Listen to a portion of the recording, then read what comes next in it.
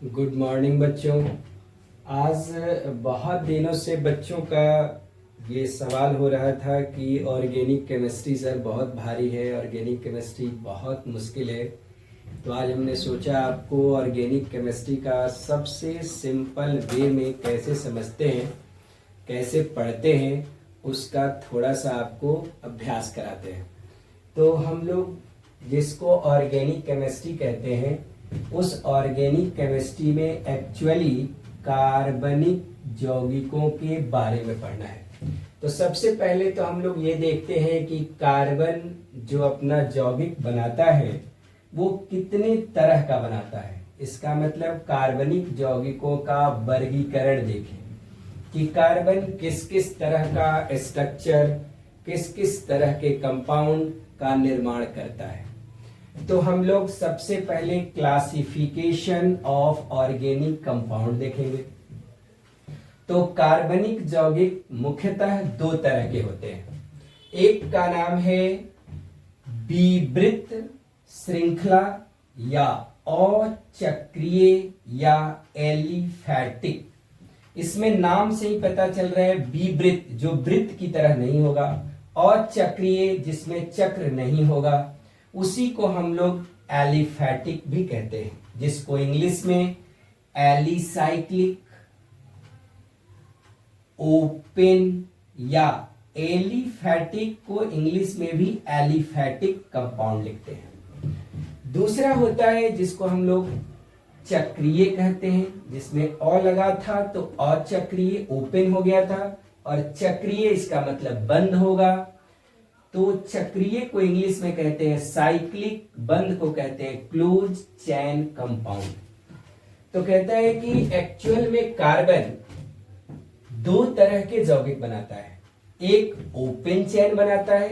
Open चैन का मतलब carbon का कार्बन के साथ खुला हुआ चैन, जिसका दोनों एंड, दोनों सिरा खुला हुआ रहता है। और दूसरा बनाता है जिसमें कार्बन दोनों एंड से बंधा होता है, मतलब क्लोज बनाता है।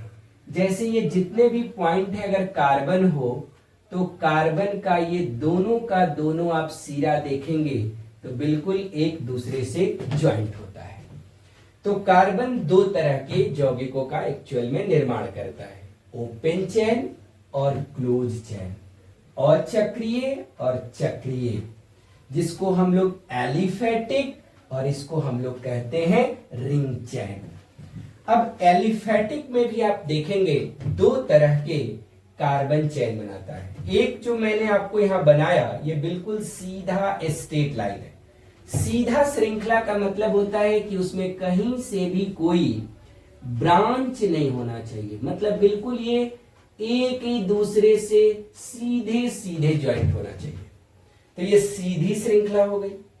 और दूसरा इसी ओपन में जिसका दोनों एंड खुला हुआ है, इसमें एक शाखा युक्त। शाखा का मतलब हुआ कि ये तो मान लीजिए सीधा सीधा जा रहा है, बीच में ये ऊपर चला गया, नीचे में ये कुछ इस टाइप का स्ट्रक्चर बनाने लगा। तो इसमें भी अगर आप देखेंगे तो बिल्कुल इसके सारे एंड ओपन है, सारा खुला हुआ है, लेकिन ये सीधी श्रृंखला है और ये शाखा युक्त है।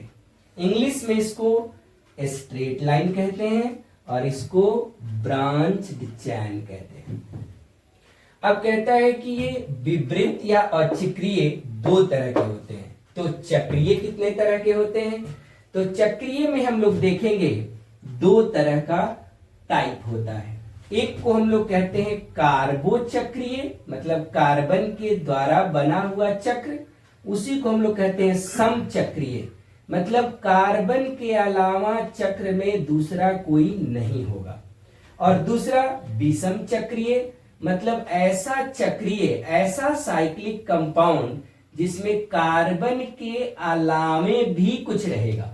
नाम से ही आपको पता है, विषम मतलब जो एक के अलावा दूसरा भी उपस्थित है, और समचक्रीय मतलब सभी के सभी कार्बन के द्वारा बनाए गए। तो जो कार्बन के द्वारा बनाए जाते हैं वो एक्चुअली में दो तरह के, एक को कहते हैं एलिसाइक्लिक और एक को कहते हैं एरोमैटिक। एलिसाइक्लिक का मतलब होता है कि इसमें कोई भी स्पेशल फीचर नहीं होता, ये लेस स्टेबल होता है। इसका मतलब है कि ये लेस स्टेबल होता है और सिंपल चैन होता है। जैसे आप बोर्ड पर जो स्ट्रक्चर देख रहे हैं, इस स्ट्रक्चर में सभी पॉइंट कार्बन के हैं, तो ये एलिसाइक्लिक कहलाता है। एरोमैटिक में क्या होता है आप जानते भी हैं, जैसे आप बेंजीन रिंग को जानते होंगे। इसमें क्या होता है कि कुछ स्पेशल फीचर डेवलप कर जाते हैं।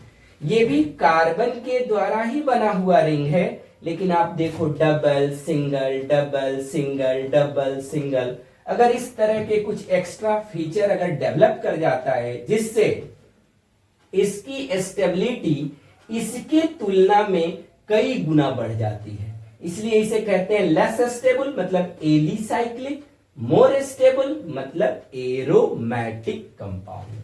और ये विषम चक्रीय, विषम चक्रीय में क्या होता है सब के सब कार्बन नहीं रहेगा। इसका मतलब मान लो यहां पर मैंने नाइट्रोजन जोड़ दिया और तब ये इसी टाइप का कंपाउंड बना दिया, तो ये कार्बन के द्वारा बना हुआ चैन नहीं है, ये बीच में नाइट्रोजन ऑक्सीजन या कोई और भी कंपाउंड आ जाते हैं। जैसे अगर हम